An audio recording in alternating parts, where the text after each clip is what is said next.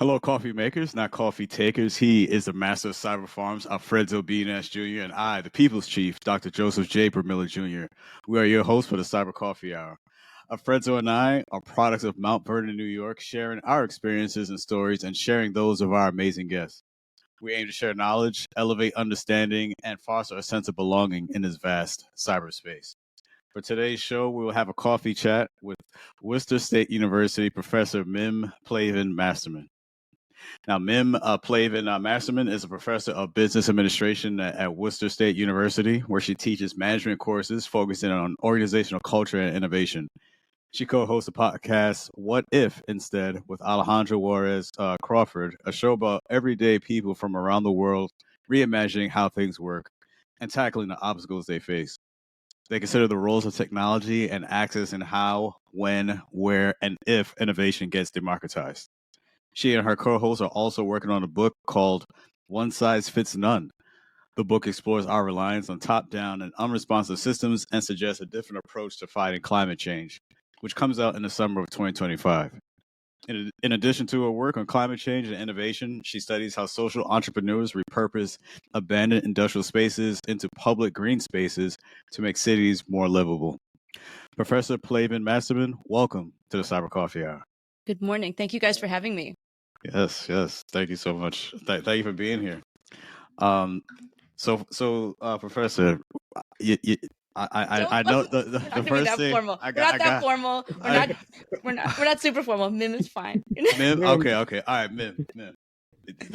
Your green screen is reminding me of like but behind the scenes of a Marvel movie.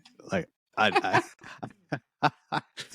I appreciate it, because I think I need to get one myself. But So you have this studio like in your house, like you do? Well, no, this is my guest room, and we've had guests. Let's just say that. So it's this way. Nice. Nobody sees this. I just put it up, and I'm like, I can deal with that later. It's all good. Yeah. Nah, I like it. So so aside from that, how was your July 4th holiday?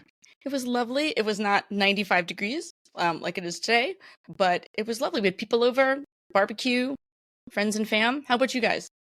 Same. I'm contesting with the heat. I'm actually going through a mental climate change issue myself, whether I'm going to stand out in the back and barbecue with this heat or not. But it's still the holiday weekend for me. I'm trying to, like I said, get over that, and then most likely light up some more fireworks in my backyard. Yeah. Oh, wait, can I see all your fingers before you start? Yeah, I'm here. Okay. President but before and after, right? Long fuses and distance is the key. Okay. Yeah, please be safe, especially those listening. If you're lighting fireworks, please be safe out there. Don't do nothing crazy. Yeah. As far as myself, I was just a lazy bum. I did nothing on the July 4th. I pretty much caught up on some Netflix. I watched the show Supercell, which is very good. If you haven't watched it, go put it in your playlist now. And also the show. Well, actually, I just finished now. The Man in Full with Jeff Daniels. Very good show. So yeah. Nice. So that was pretty much me. I did absolutely nothing. I tried to do as little as possible. So Worth it. that was me. Yeah, excellent. All right. So but we're gonna do something today, though. We have Mim here today, and we just gonna learn a little bit about her. So first, Mim, how do you approach teaching the concepts of organizational culture and innovation to your students at Worcester State University, and also like what key takeaways do you hope they gain from your courses? That's a great question. So part of what I teach is that there's no one kind of organizational culture, which I think is a big thing for a lot of students. They're used to sort of thinking of organizations as all being like a black box. But you guys all know, you've worked places, the cultures are different. The behaviors are different. The kinds of bosses you have are different. The kinds of values that are communicated through what people say or don't say, or what they do or don't do, those are all different.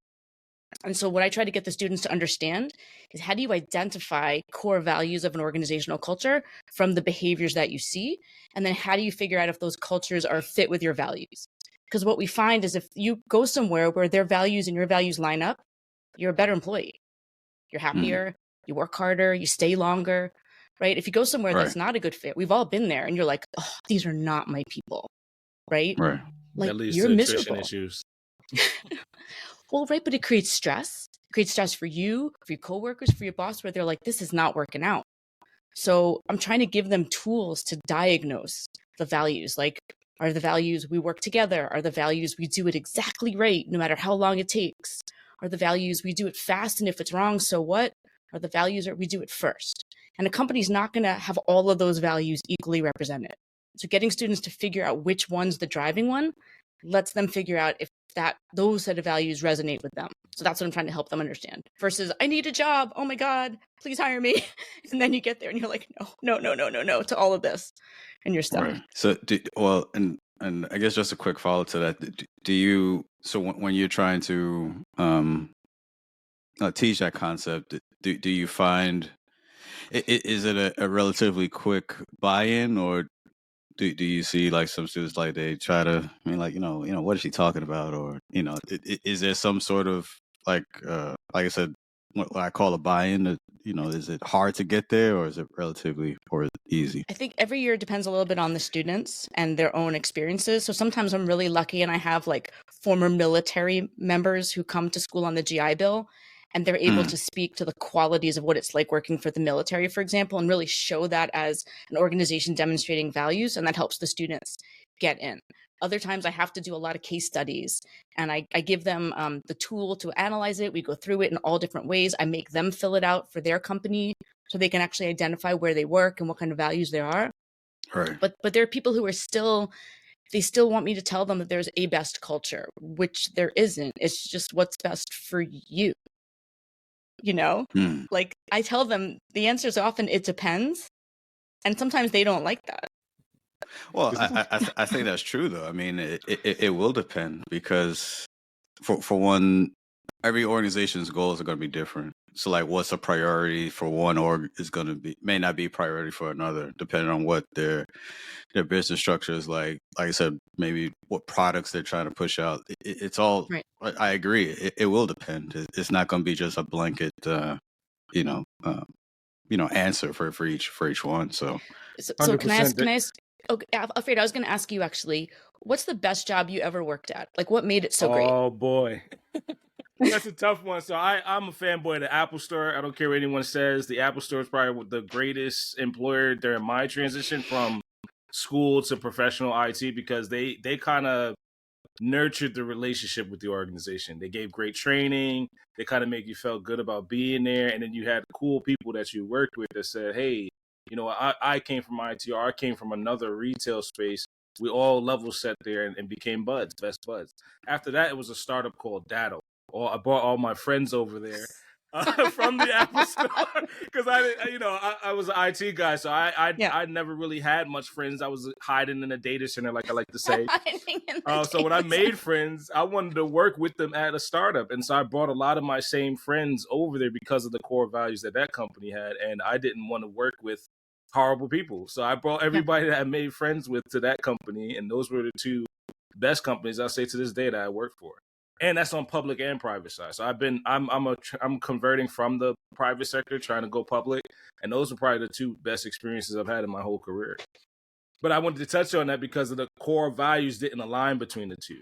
So I heard you say that before. The core values wasn't making friends and having these cool technical relationships throughout the organization. They had statements and missions and objectives they had to do, and that stuff was called side of desk. So I learned that term, side of desk, as a core value when I got to a bigger company. Right. And not everybody wants to work somewhere like that. Right. And it's hard to get the folks that are skilled and, they're skilled on and off the job to enjoy their work. So I realized the folks that I was targeting enjoyed working in the Apple Store. So of course, when they went to a new company, it's like, well, I'm buddies with the people I worked with.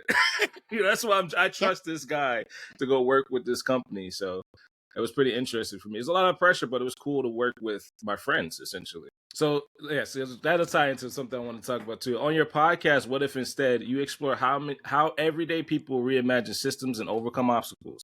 What has been the most surprising and inspiring story you've encountered? I think one of the biggest surprises to my co-host and to me is that we keep finding similar themes across the different guests.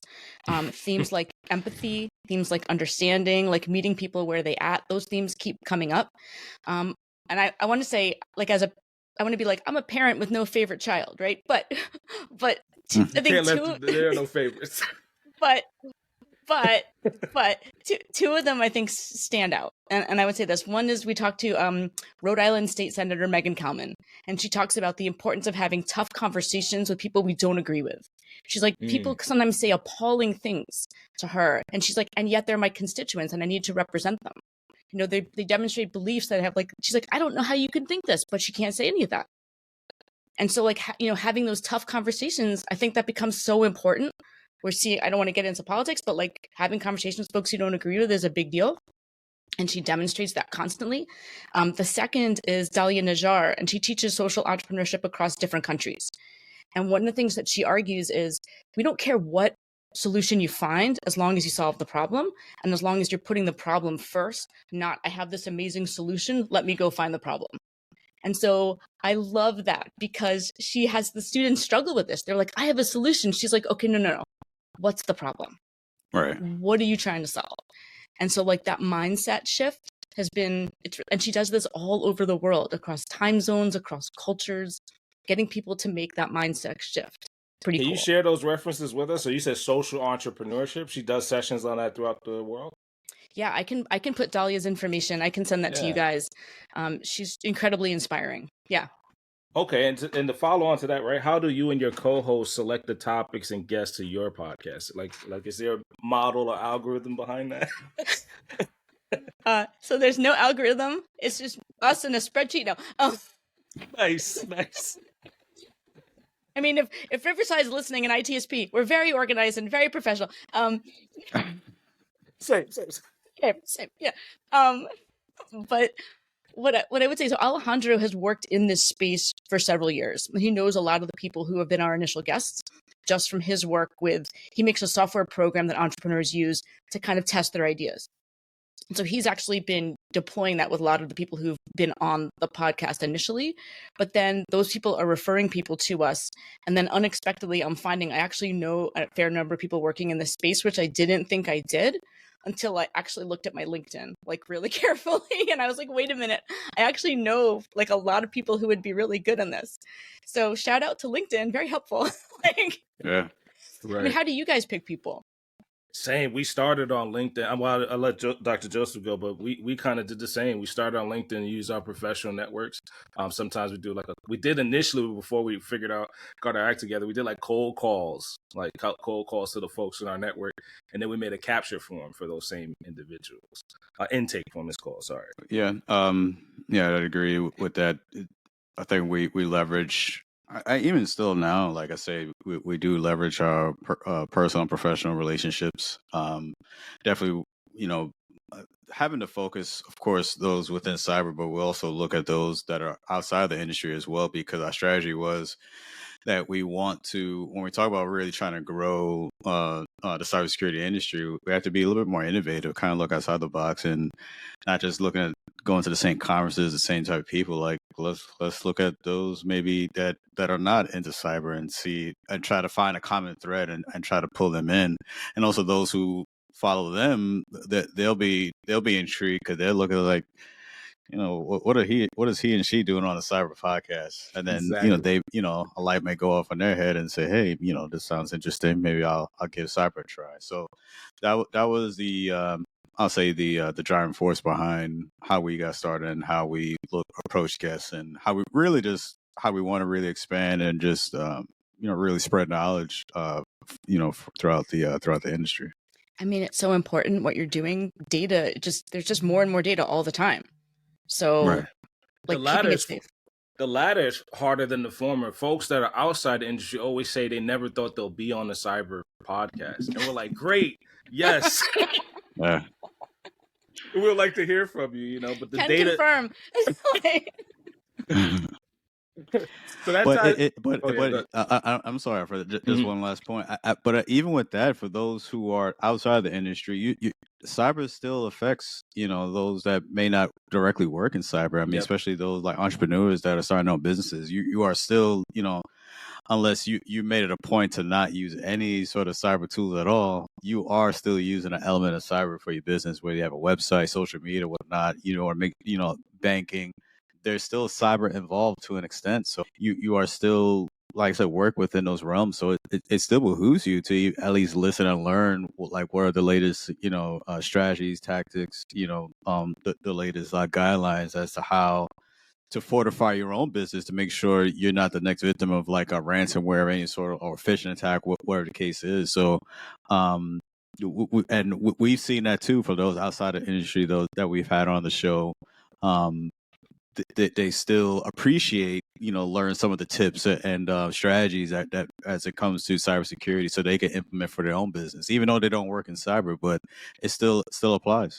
I mean, as you're saying this, I'm thinking, I can't remember the last time in an entrepreneurship like pitch document I saw a cybersecurity plan. Oh, of a startup. Like I can't remember the last time I saw. I'm serious, but like as you're talking, I'm like, because they're not. I don't think they're thinking about it extensively. No. The website, how do you keep it safe? How do you do all these things with client or customer information?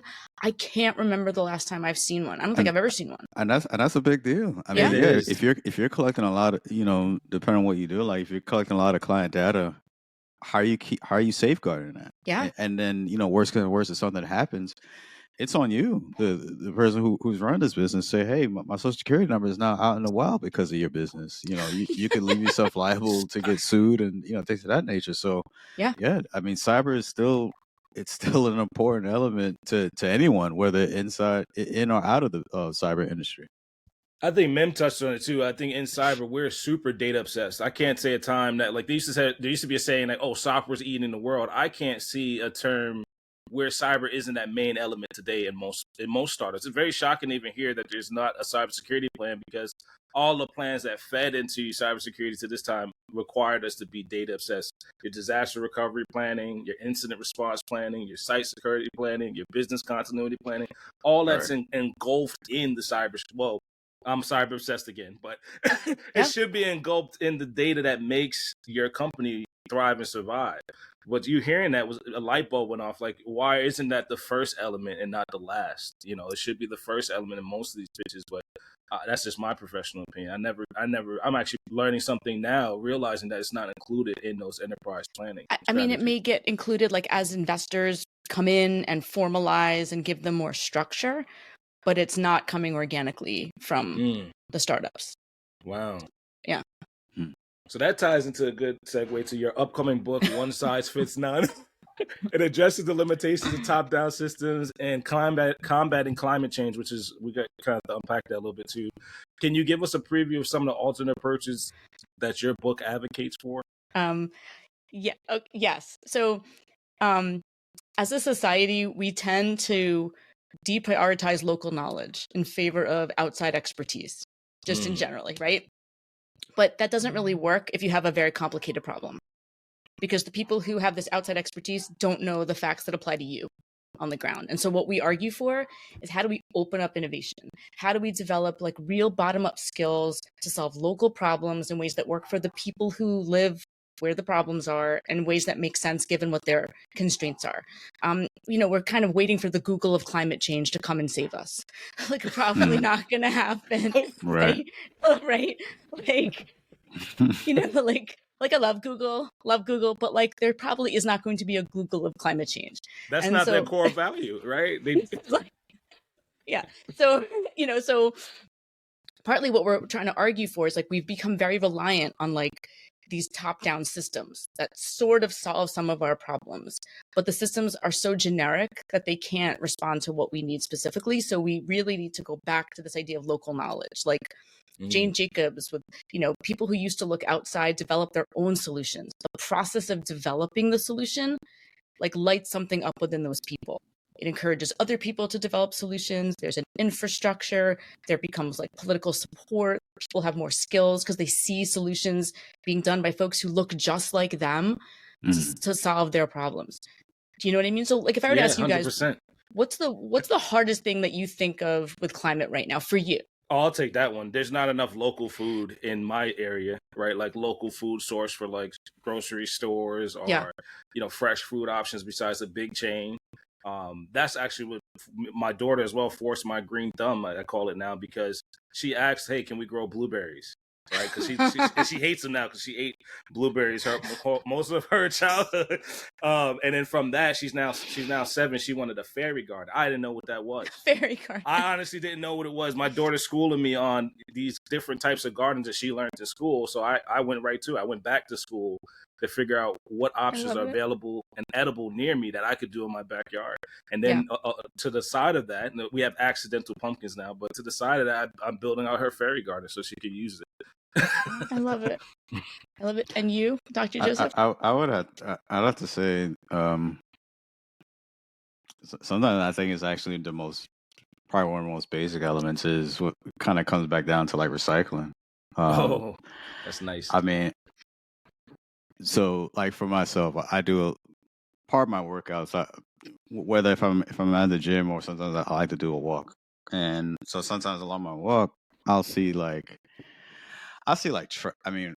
trash like alongside the road and everything like that. And I'm not talking about like little like, gum wrappers here and there, which is still bad, but it's not as egregious. I'm seeing like full orders of like McDonald's bags, just straight up left on the side of the road. I'm like this is it really gets really gets me upset, honestly, because you see this, and then I mean we have trash cans all over, even if it's not your house. I mean, just throw it in somebody else's trash. At least it's in the trash and not on the grounds. I think, and honestly, this is something you learn in elementary school as far as recycling and things like that. So I mean, I think it's.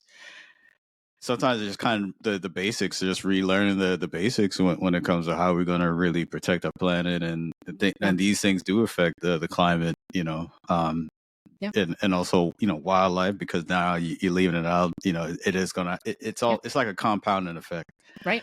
They collapse. Those systems collapse the more they fail. We grew up with Captain Planet too, so you got to remember, like we've been kind of trained to reuse, recycle, repurpose, repair. All those things we kind of trained on. I don't know if they're generational or not. I don't think we're there yet. But some folks forgot that. Some folks forget like you can repurpose that plastic bottle.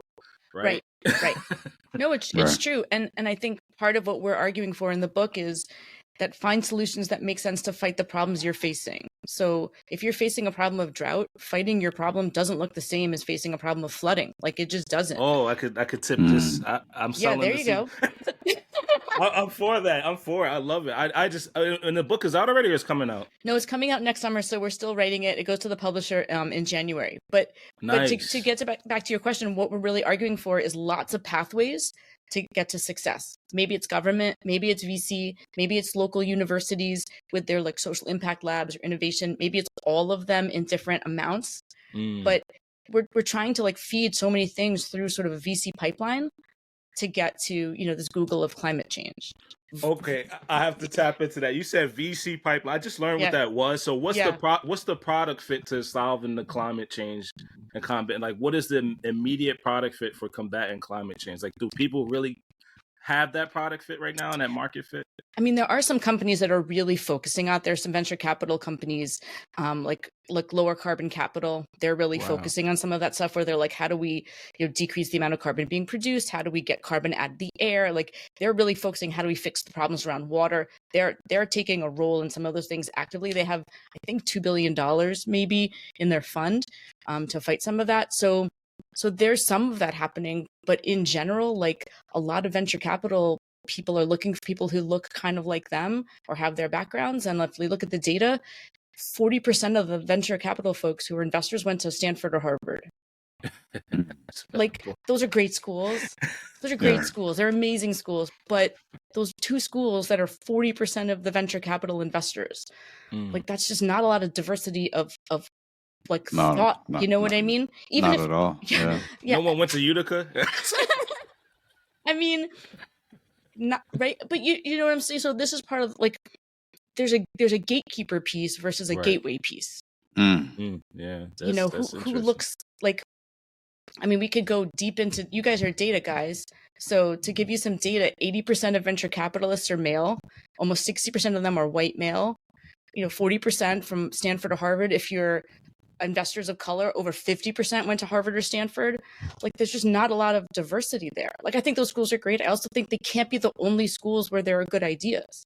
No, absolutely. Right. What about like you said, there's community schools, there's community level sustainable programs, there's ag programs at the Right. bachelorette levels, right? Right. Universities that are community driven. I mean, there's one I went to, shout out to CCBC.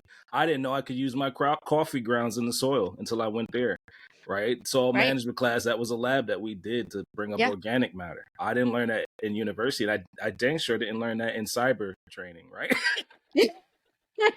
So that data point is something that we tapped into at the community level. And then that brought me Right. up to the bigger ag centers and folks that, like you said, at the university level that Right. might think that's a data point that you should know that already. But most folks don't seem to know that. So, Mim, do you think with that disparity in the percentages, do you think it's due to a lack of access or a lack of interest? I think it's a lack of opportunity. Nice. I don't think it's a lack of interest. I think I'm going to be a little like corny, but you know the kids movie Ratatouille? Yes. Right? Yeah. You know, Yeah. not everybody can be a great cook, but a great cook can come from anywhere. hmm I feel like that's not the mindset, but it could be. It could be. So that chef hasn't had the opportunity to prove out the ideas and recipes in this Right. in this space you're talking about. Yeah, like to get in front of venture capital and make a pitch, there's so much behind the scenes work that even goes into that. And ultimately, you're only going to get in if you know someone or No. somebody makes an introduction. Well, Right. right? Isn't that status quo bias though? Isn't that like that feeds the biases of some of these models, like who you know, Exactly. not what you know. Exactly. So we like to tell ourselves it's a meritocracy, but how much of a meritocracy is it when you're really only giving money to folks who make you comfortable because you know someone they know? Mm. I'm just putting it out there that like it can't be the only pathway to fighting climate change. It can't be only the people that you know that have a climate change solution that will fight climate change. Exactly. Keep cooking, Mim, because you're schooling us. You're schooling us in the cyber side too. Like I mean, people don't think of the effects, climate effects of cyber, right? We just started talking about like the data centers, smart buildings, AI using a lot more carbon. Like all that's lost on a lot of cyber folks. Yeah, I mean, there's so much like to train the AI models. The newer model takes like 5 times the data of the old one, and there isn't even enough good data out there to train the new ones. I mean, they're buying data from Reddit to train the models. Like what? I just this is great. And then so Reddit has a data center that stays online. Emissions come from that data center, right? Right. At Google, we just talked about them. Not shout out to Google, but they're spun up operations. They were in the cyber threads as well, saying that their emissions went up because of the training. Yeah. And because of the systems that they have to use. So does the book tap into those? Those are the top-down systems you're talking about? Some of it, yeah. Like we talk about the push to automate and replace folks with AI. But to your point, there are huge climate effects from AI. The models are always on. They're always on. So what's that consumption like just from a grid draw perspective? You know, it's kind of like it's kind of daunting. Even if you can find all the data to train the model, which is debatable, there's a huge energy cost to running those models all the time. So that's partly what we're arguing about. Like we need to make that less the main thing that we're trying to do to fight climate change. So in your work, you emphasize the roles of technology and access in democratizing innovation. Yep. So what are like some of those key barriers to democratization that you've identified, and like what solutions you propose? So the barriers, some of them we've talked about who gets to go pitch to the venture capital firms. That's a big barrier. But I think some of it too is mindset.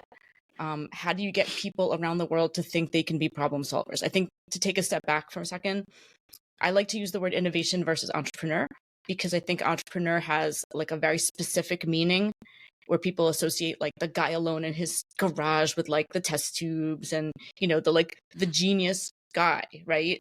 And scientist in his basement. Yeah, like I think part of what we're trying to think about in terms of democratizing it, saying to people, maybe you don't think of yourself as an entrepreneur, but you're a problem solver. You can solve the problem in front of you. We can help you solve the problem, but getting people to take more ownership and not like be the driver, not the passenger in the car, right? And so a lot of that work is using universities to get to the people who they need to serve. To go back to like my comments from our guest Dahlia, meet them where they're at, help them figure out what's the problem, then you go find the solution. But I'll help you identify the problem. but you figure out the solution, giving people like agency, for lack of a better word. And I think with that, but that methodology helps increase the efficiency of that type of work, because I mean you really get into the root problem, the root cause, like what is the exact problem, or not trying to guess around, as you said, kind of going in reverse. Yeah. You try and make all these solutions, but they're not solving anything because you're not actually doing the work and finding out what is the exact problem. Right.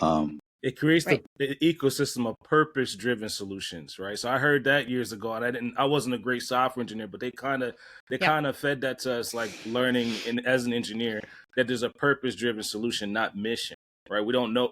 Most people on the private side don't know how to solution around a mission statement, a cap statement, all the things that make an organization fiscally sound, right? Because we get scared by that as engineers. It's purpose-driven solution that most of us are dying for. Even now today, like we're still trying to find, hey, can my software save lives? Right? Can my software solve a school district issue? Cyber only exists because those problems aren't being solved. I said it. Comment and say everything about industry, but I've been holding on to that one for a while. If we did our purpose-driven solutions, there would be no cybersecurity issue.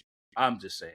I'm not going to hang my hat on it and cut my own lights off, but I feel like if we did more research like that, we would have immaculate cybersecurity solutions.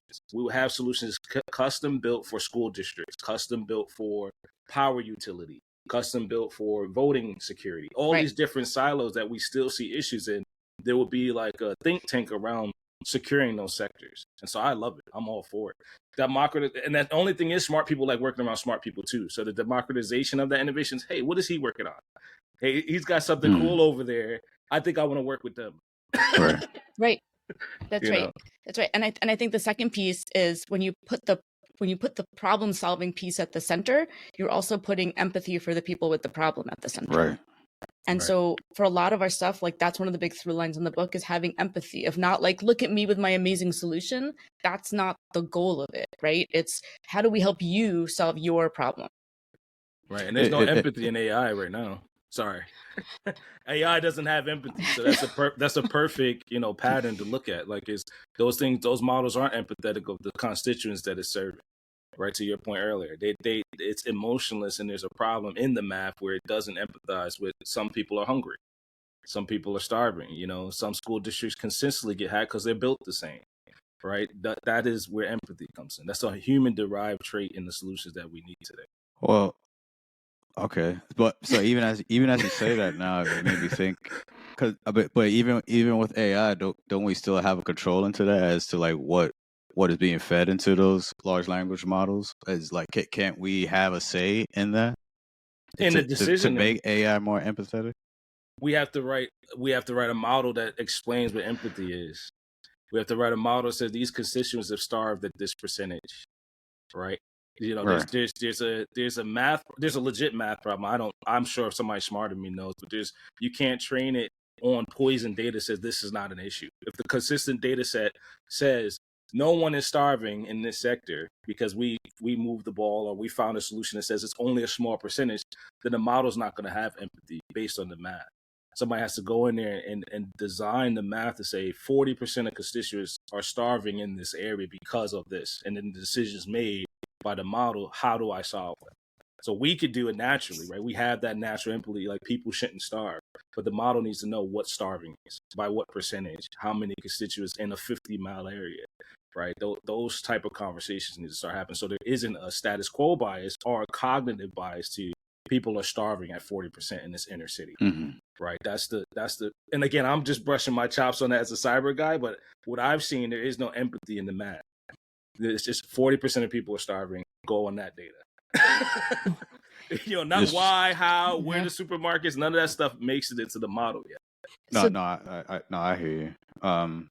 And Mim, to your point, when we talk about like empathy and when we go on, so let's say like you go into like these neighborhoods or communities where we're designing these solutions for you, it's going to hit different because you may experiencing what like a community of people are experiencing, and you're seeing it face to face, what have you. You're within it, you experience it, you see it. So now it does give you more of a purpose to say, hey, I really want to help these people. I want to help this community because I see how they're struggling. I see what they're going through.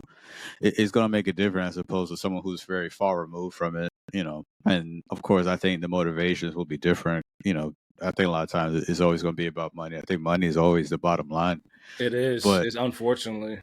I mean, just being real. I mean, I think that's always going to be an element you can't ignore. But when you, like you said, when you introduce an empathy into like first you said like those purpose-driven solutions, it is going to make it different. I think it is going to have a different motivation. I think a lot of times, even us as people, like we tend to do things differently when we have a stake in the game. Where like, so for example, like if let's say our own family member, someone like it hit close to home, now I'm motivated to really do this. 'Cause before I didn't really care, but now someone I know is affected. Now I'm learning more about it. I have more of awareness because my loved one is affected by this. So that's how I got into cybersecurity. My family, so I was hacked, right, and then my family members were hacked. So back, a number of years ago, I worked at a startup, and someone phished my dad. Right. And I said, it's game time. What is information security? Because we were calling it information security back in the day. But what is this means of phishing? I didn't even know what it was like 10, 12 years ago. But because my dad had got hacked and he got phished, I said to him, hey, I'm going into cybersecurity. I'm going to take cybersecurity that much serious because I didn't know as an admin then that these things were happening. Right. And you're right. The stakes in the game is not that it's just happening in everybody else's backyard, because no one really cares until it's in their backyard. It's the community, like to your point, these local systems are interconnected. And no one seems to be thinking of right here in my backyard, all of these systems are connected and affected. Right. So that I like that community idea. I like the local idea, but I wish it makes it into the models. To your point, I wish some of these solutions that think about how we're affected as a community and ecosystem gets purpose driven to that ecosystem. Right, solve the problem right in your backyard. Right. Engineers are stuck in their backyard, and then this is a thing I just learned. Architects think about everyone's backyard. So I was in school to that on the green side. Like, why is it that we have this dilemma between folks to solve community problems? Like, there is a hey, I'm the expert here, don't tell me what to do kind of thing, right? Right. I really wish that went the way to say, regardless of your expertise, we're all impacted by the same issues. Right, that's something I'm trying to catch up on too. Is everyone's still stuck in their own backyard as far as even cyber? Right, some of the cyber problems we're not thinking about it as a community problem or a threat landscape like we like to throw out. The whole threat landscape impacts multiple sectors. 4 of them go down, we're all impacted. Right, there has to be this community driven and purpose driven solutions around it, because otherwise we're all going to be stuck. Even the non-cyber folks, this are blindside folks that don't think, hey, a ransomware could take down a major grocery. People ask, what's ransomware still? It's really unfortunate that we need to start driving the solutions and the cyber research to the community, for sure. I agree. I mean, that point about the systems, I think, is also very important, because it makes you think about how to solve the problem differently. If you think of the problem as being just self-contained for you, you're going to pick maybe one of whatever kind of solutions versus, my effects have blast radiuses or effects in all these other sectors. I better think about them. So this, to your point, maybe you're bringing in people from other sectors, and it's more Absolutely. like a cross-sector. Right. Cross-sector, so so it's a more resilient solution. Does the VC pipeline consider multifaceted solutions like that, like solutions that could service multiple sectors? I mean, I think they do. I think that's partly what they're interested in, because then it scales faster. So if there are multiple kinds of customers and multiple kinds of markets that can be served by the product or service, they're pretty psyched. That's good to know. So, yeah. So, Mim, your research on repurposing abandoned industrial spaces into public green areas focuses on enhancing urban livability. Like, what exemplary projects have you studied, and what lessons can other cities learn from them? So one of the things I study is people taking these abandoned pieces of railroad and making them into rail parks. So green spaces they're really good for like decreasing childhood asthma. They're really good for improving mood. Like being out in nature is good for you. So one of the things that I study is places like the High Line in New York City, the Rail Park in Philly, the 606 in Chicago. They're all places where they took these abandoned pieces of infrastructure that were like rusty and contaminated and falling apart, and they made them these really beautiful things for the neighborhood. And they did them in different ways. So one of the big takeaways that sort of goes back to what we were saying before is the projects that work make sense with what the local people want the project to be and what the local people need the project to be. So I'll give you an example. Like, it's not going to be successful to be like, we're going to build the High Line in Trenton, New Jersey. The High Line is very specific, right? Like, it cost, I think, $250 million to build the High Line. And it was private money, like most of it. But you're not going to do that for people who are like, maybe we don't want that level of finish. Maybe we don't need the like super fancy granite steps and walkways, and we just want something different.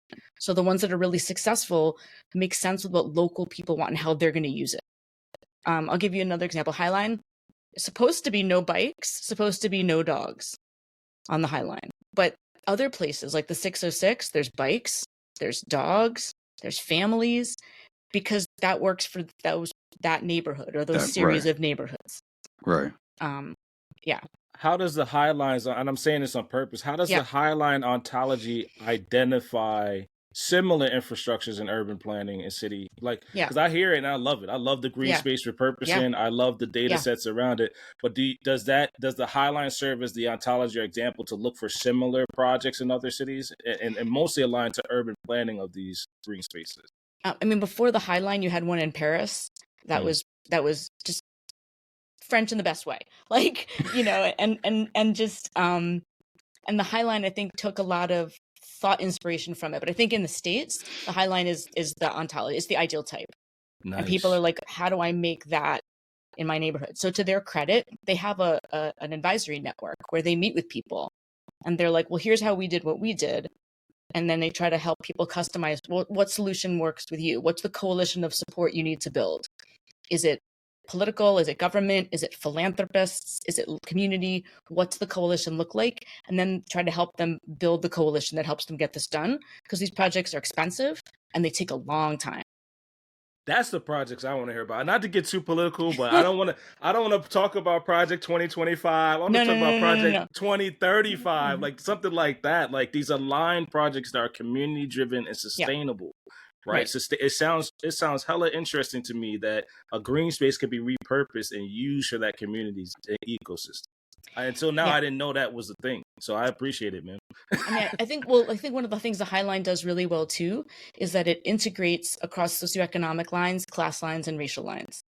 Because you have housing projects there, but you have multi-million-dollar apartments there. They're all right there.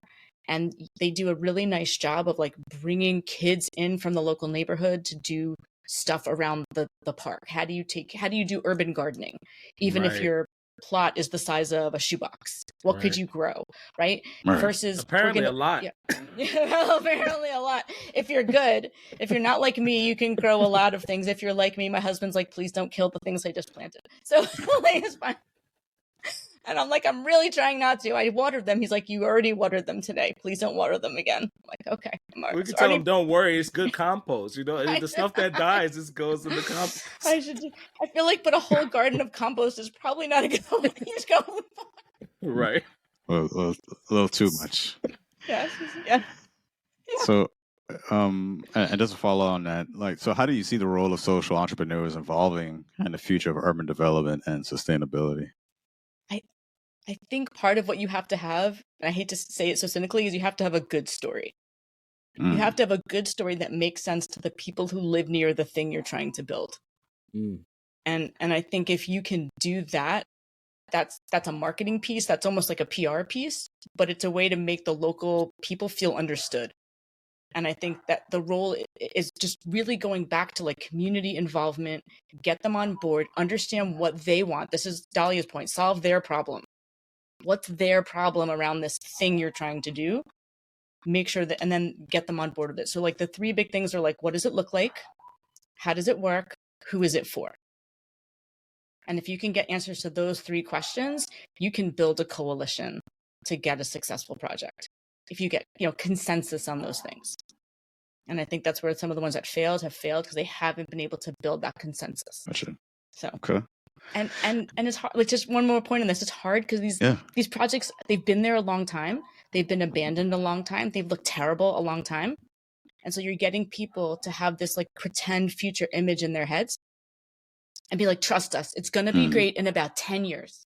Like, oh boy, hang in there, right? That's a lot to ask people, right? If the story is not compelling. Are there social entrepreneurs in the urban planning committees that you mentioned? Are these same folks going out? And so I know of one in my area, shout out to the Waterkeepers Alliance, right? Yep. They kind of came in and solved a lot of, issues around water waste treatment facilities, contamination. And so I only know of that one because, like I said, side of desk, I'm going out gardening and going to a lot of these meetups. But if I didn't do that, I feel like I would have missed that opportunity. Are there social entrepreneurs speaking to these same kind of groups in every city? I think so, in varying degrees. A lot of them are like nonprofits, like 503Cs. Right. And so part of this is getting people to go beyond just volunteer community stuff and getting really like a professional mindset about how to do it. So to go back to your point, a lot of people just like, they want to go clean it up. They just want to go clean it up. They don't have a structure, a mailing list, a plan for how to get people to come help them. They just know it's a problem. And so there are people out there. The hope is to hook them up with social entrepreneurship labs or social innovation labs who can give them like a scaffolding or a base or foundation to start getting people to notice them. Nice. Yeah. So we have Worcester State University professor Mims Plavin-Masterman here on the Cyber Coffee Hour, having a great discussion. Definitely enjoying the time so far. So as we get into the second half of our time here, just learn a little bit more about you, Mims, and I'll just take a more relaxed approach here. Okay. My homework's done. I understood. Yeah. Okay. You could close your books now. Thanks. Cool. We've got the problem statement and thesis now. Right.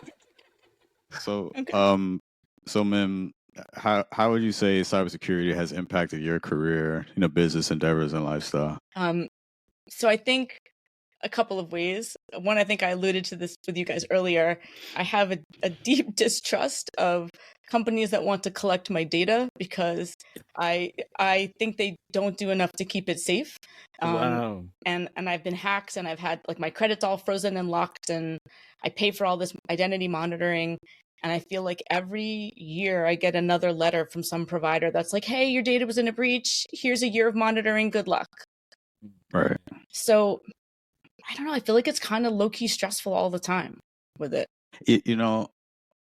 I mean, I definitely just received one of those notices the other day from, I think it was for, what's the ticket? Not Ticketmaster, but the other one. Because they recently got breached. Live Nation. Yeah. Well, Live Nation was one of the big ones too. Yeah. Yeah, so I got one of those. So it's honestly, I'm almost like numb to it. I mean, I probably shouldn't be, but it's like, whatever, man.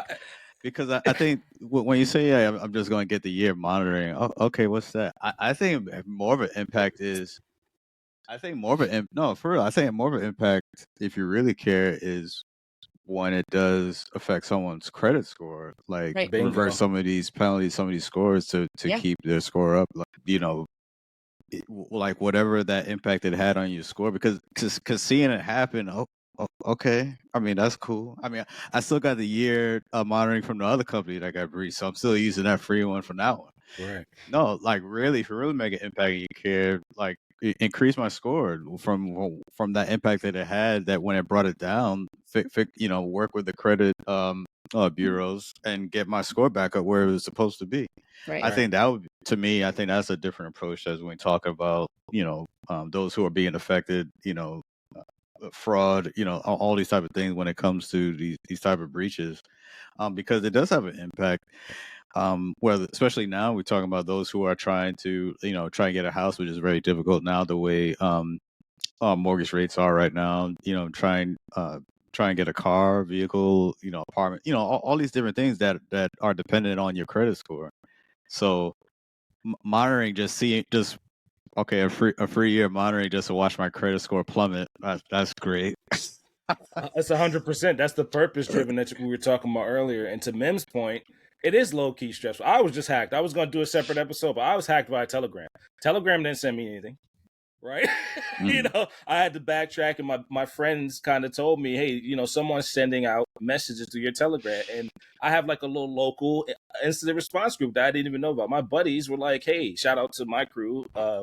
Hey, somebody's trying to scam us through your Telegram from an old phone number, and I didn't know that they were recycling phone numbers. So we'll probably do a separate episode on that, because you're right, it is low-key stressful. You always got to check your balances and see where's my existing data as well as legacy data, which, again, I can rant about these digital transformations and all these different strategies. To your point, monitoring is one of them, right? But nothing's proactive and nothing improves, hey, my data's out there and I don't know it. This have I been pwned, right? That was a great initiative.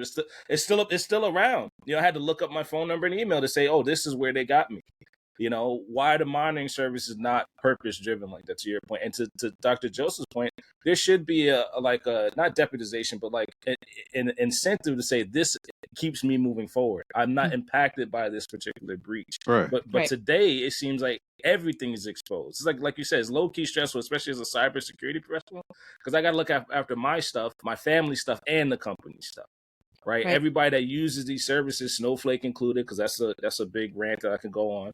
Where's Snowflake's initiative to say, hey, we need to contain this and get word out to everybody about these particular incidents? And, if you use Ticketmaster, here's an incentive to keep going to Ticketmaster because we secured your data, right? Because some people might not use Ticketmaster or Live Nation after this. Like, I know I won't.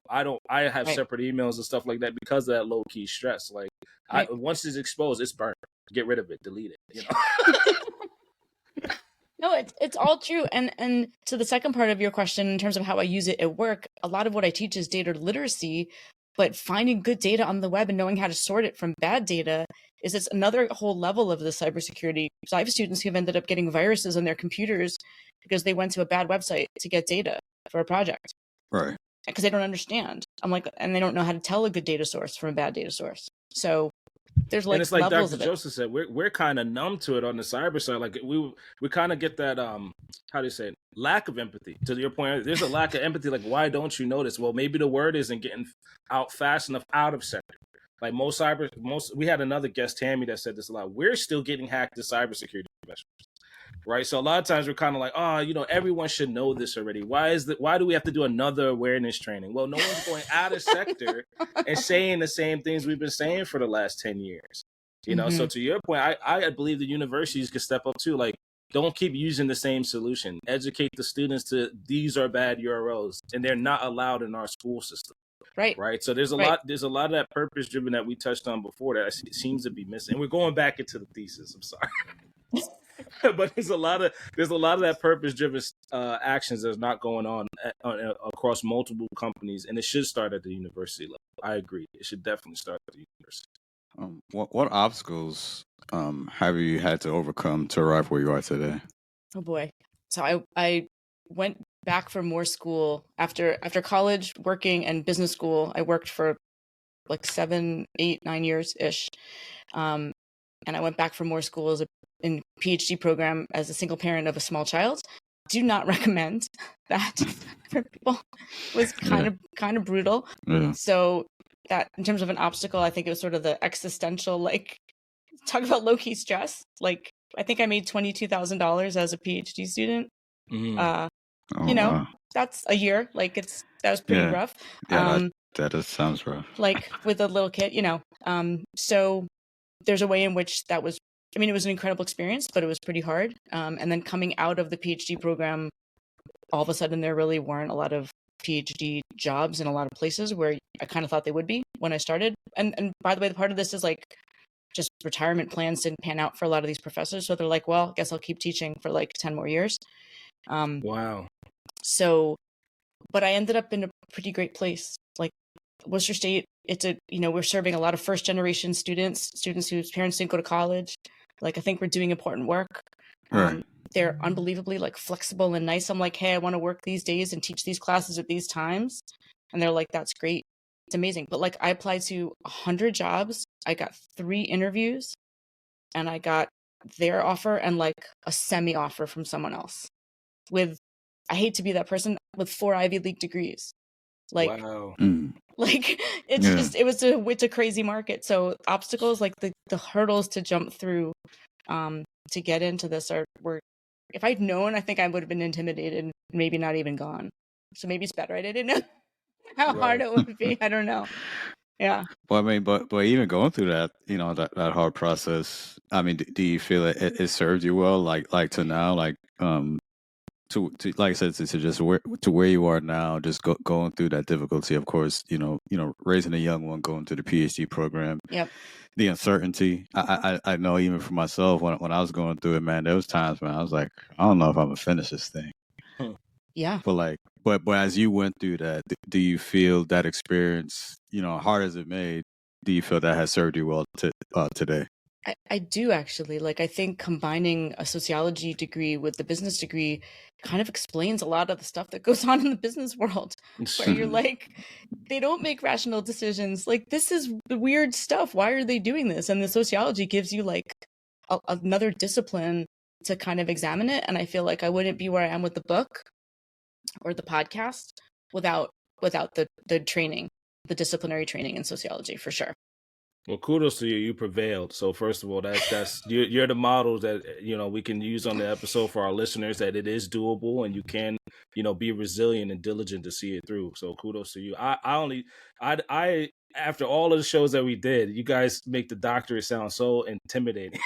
I've only done three masters for the same reason of combining and trying to level up and hop around sectors, also with a little kid. So I understand, but the aspect that I don't think people are, what I hope that people dial into is you did it, right? That you're resilient enough, you did it, you can prevail, and I hope that sends a message to our listeners that like just keep sticking it out, because there is purpose behind it. There's purpose driven, and you're successful now. You're successful in your industry now. So I hope folks dial into that and say it was worth it.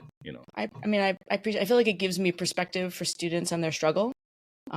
Because I know what it's like to be a student at different parts of my life, sometimes when I have no responsibilities or when I have other responsibilities.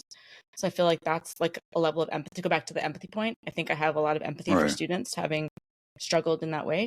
I also got really lucky and I had a great mentor in grad school. Nice. Really lucky. And she's amazing. Like, she's probably the reason I finished. So some of it is like, you just find that one person who just holds the door open for you, Right. So you still got to run through, but they're like, the door's here. It's right here. So still a little bit of a gauntlet there. A little bit, but if you get lucky, I think we've probably all met a person like that in our lifetime. Absolutely. Who's just done something that's been like, yep, that just changed the course of my life. So yeah, I mean, our friends and I have talked about this on numerous episodes before, where just the importance of having a mentor, in our career and in your life. And it may not just be one mentor, plural mentors, Mentor, you have mentors that serve different purposes, at different stages of your life, at different stages of your career. So yeah, I definitely encourage, those listening to seek a mentor, someone to help you, to get you, a different particular stage of your life or your career. You shouldn't have to do it alone. Talk to someone who has the experience, maybe, gone through it already, and learn from them, work with them. It shouldn't be a solitary endeavor. Work with someone who's gone through it and that can give you the tips and guidance to help you get through it. So 100%. And they have the empathy for you. Right. Yes. Right. And if you can't find a mentor in cybersecurity, reach out to us too. I mean, we're still out here. We're reachable. We're accessible. Don't feel like you can't, just because you haven't met us on the Cyber Coffee Hour. But reach out to us and ask some of the questions that might be in your journey, especially education. I didn't like my journey into masters, and I, like you said, I had mentors and people that kept driving me in the organization that I was in to finish. So if you don't have a mentor, you have difficulty finding one, even mentees, right? Reach out. We'll point you in the right direction. I mean, I think that's part of it too. Opening the door is twofold: one to open it, one to hold the door. And one to run the gauntlet with you. But I mean, you guys are doing some of that, right? With your study hour and with things that you're doing in the cybersecurity space. I mean, that seems like you're holding the door open for a lot of people with that work. Yeah. For myself, I definitely have the study hall that I run on Discord. Still going on. We're on that weekly. Covering multiple certifications. So yeah, and that got started just out of necessity when I was still at DHS. When I first got into project management and just learning the whole project management lingo. So learn the PMP, and then and that's where I got started. Just trying to find those who are going through studying for that cert, and it just kind of built from there. And once we all passed, and it just built momentum, and then the community just started to grow to where it is today. But no, yeah, definitely to your point. Yeah, we all need. Like I said, I think community is important. Mentorship is important as we try to achieve our goals, like what it is that we're trying to aspire to. So we're gonna lighten up the mood a little bit too, as well. Are there any hobbies or interests or recreational activities that you enjoy besides what you do in your professional life? I'm probably gonna regret this, but yes, I play in a band. I play musical instruments and I play in a band, so I do that for fun. Nice. So can you shout out the band? Shout out the band. Yeah, I'm saying like. Say it a little more confident. Don't act like. I know. I'm like that's a big deal. Yeah, that is. Well, can we catch the band anywhere? I mean, so far we have performed for no money for people, so it's we'll see. But the people I play with are amazing and wonderful, and yeah, I have a blast playing with them. What instrument do you play? This is where I'm going to regret it. I play the mandolin. The what? Mandolin. What is that? Yeah, tell me more about that. The mandolin? Oh no, you guys are like, I'm sorry, we have a recording error. Like, what is that? You guys like, what even is that? Yeah. So it's 8 strings, but it's 4 pairs of strings. So you play a pair of strings at a time. So like 2 strings are tuned to G, 2 are tuned to D, 2 are tuned to A, 2 are tuned to E. Oh, you got to give us some recommendations now. What is it? Is it like a harp? Or... No. Think of like a tiny guitar, like between a guitar and a ukulele in size. Oh, okay. And you hold it like a guitar, like you play it like a guitar, but it's much smaller. Like I was gonna say it's like those little mini. I think I know what you're talking about. The ukulele came to mind when she said it. It's a little bigger than a ukulele. Nice. I would say. So but it has a higher sound. Like you hear it in like, I don't know, you hear it in like Dolly Parton uses it a lot on her music. Like you can hear it. It's those like high notes. It's got sort of a jangly sound. It's sort of specific to that. Now watch this. Because we're data driven and you just gave us an instrument we didn't know about. Now we're going to hear it everywhere. You probably are. Right. You'll go home, you'll be like, I'm going to mess up your search algorithm constantly. You guys will be getting like Dolly Parton, mandolin, whatever. You're welcome. Oh, yeah. That's definitely going to happen now. Yeah. I'm going to see it in recommendations for Amazon to buy a mandolin. Right. Mandolin. You will. Yeah. And lessons on Meetup. They're going to be mandolin groups now. Oh, no. Yeah. Wow. So I do that for fun and we have a good time. Like really fun. And I bake. I bring the killer desserts to the potluck. What's your favorite dessert? Well, let's tie that to another question we have on the Cyber Coffee Hour. What's your favorite coffee preference? I think I have to go with Yirgacheffe, Ethiopian coffee. Nice. Like so smooth, or maybe peaberry, also real smooth, not acidic. Like okay. A couple of notes of like caramel, chocolate, So Yirgacheffe, that's like I never had that. It's so is it like a latte type of? No, it's from the region of in Ethiopia. Oh, we gotta find that one. Now. So say it again, Yirgacheffe. I'm gonna look it up. My brother-in-law, I'm looking it up right now. Worked in the region for years and came back with this coffee recommendation and got us all like hooked on it. Okay. So my mom's like, that's what I want for my birthday every year. We're like, all right, we'll go get you that coffee. Like, wow. Yeah. That's interesting. How about you guys? So right now I'm doing Black Acres. I think they have a honey roast, right? So I mix honey into my coffee now to get off of sugar. Good. And I use Black Acres Roastery and their Midnight Train blend. And if I don't use that, a friend of mine recommended out here local. They're all in the Baltimore area. Zeke's Gunpowder Espresso, I think it's called. Yeah, it's pretty good. Sounds So sort of like you'd be like that, like shaking. yeah, A little bit. I'm not trying to mix two different ones because I heard that's not the move, and I got an espresso project in the back of my brain, but the gunpowder one is pretty strong. It's from Zeke's Coffee, and so I kind of keep them in separate jars, so I don't mix them. Good call. Good call. Or like make them into cold brew, steeping it for like 36 right, hours. right. Like No, I'm not there yet. okay. Yeah, Okay. you don't want that. No. That's not what you want. How about you, Dr. Joseph? What's your coffee this morning? So for me, well, like my daily driver is an Americano. But like at home, I utilize my espresso machine. So I have the coffee pods, and the pods I use usually get like little espresso pods. I think it's called Ristretto. Ristretto, yeah, that's nice. Yeah, that's a good one. It's something else. I forget the full name. I just make the coffee. I just throw it in. You know what I'm saying? I don't look at the name anymore. But yeah, that's what I utilize like when I'm at home. But then if I'm out and about, then yeah, I usually get, if I go to a coffee shop, I'll get like an Americano, black, no sugar, no cream. I call it foolishness. I don't put no foolishness in my coffee, just straight black. No foolishness. Yeah, no foolishness. I have a coffee full of foolishness right now. I love it. So it's true. I'm going to start ordering my coffee that way at the store. No foolishness. I want lots of foolishness. Oh, lots of foolishness. Full foolishness. Yeah. Nice. So let's back up to you were touching on something. I'm sorry I cut you off. What's the dessert that you were talking about? What preference of dessert do you have, and then which one do you pair with the coffee? I do shortbread sometimes because it's fun to experiment. So like a salted chocolate chip shortbread is really nice in the coffee. The saltiness pairs really well with like dipping your cookie in the coffee, which I kind of love.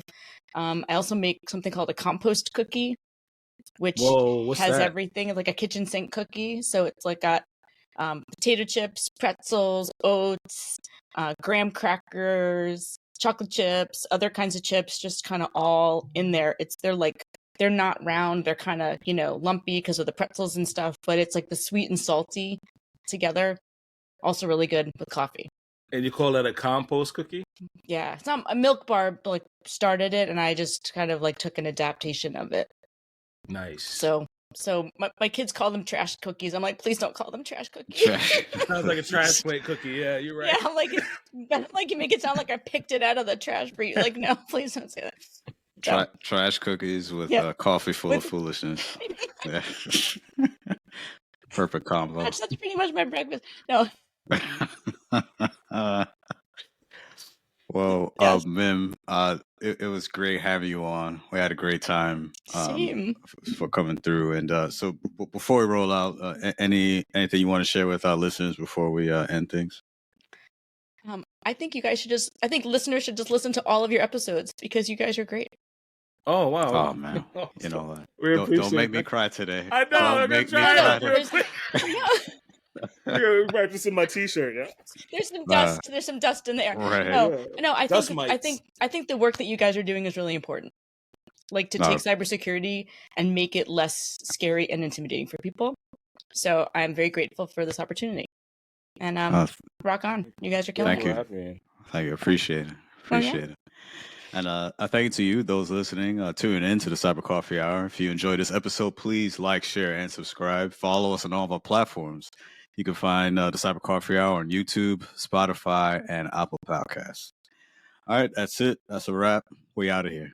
Peace.